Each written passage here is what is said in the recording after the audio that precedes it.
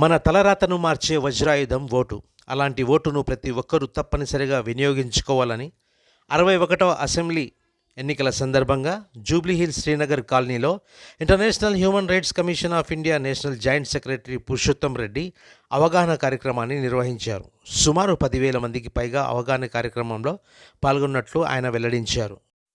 ప్రజలకు ఓటు యొక్క విలువను, దాని ప్రాధాన్యతను వివరించారు. ఈరోజు శ్రీనగర్ కాలనీలో Jubilee Hills assembly constituency by election జరుగుతున్నందున ఓటర్స్ అవేర్నెస్ ప్రోగ్రామ్ కండక్ట్ చేయడం జరిగింది.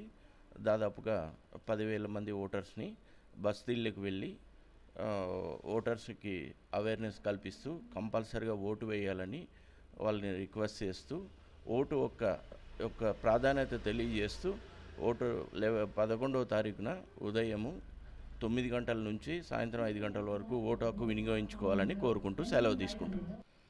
అందరికీ కూడా నమస్కారము. నా పేరు సామ శ్రీకాంత్ రెడ్డి.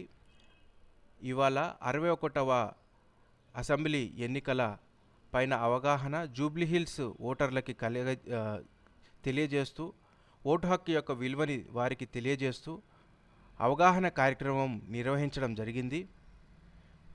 వారికి ఓటు యొక్క విలువని తెలియజేసి తప్పకుండా వారి యొక్క ఓటుని వినియోగించుకోవాల్సిందిగా వారి దృష్టికి తీసుకురావడం అనేది జరిగింది. కాబట్టి every vote counts, every voice matters.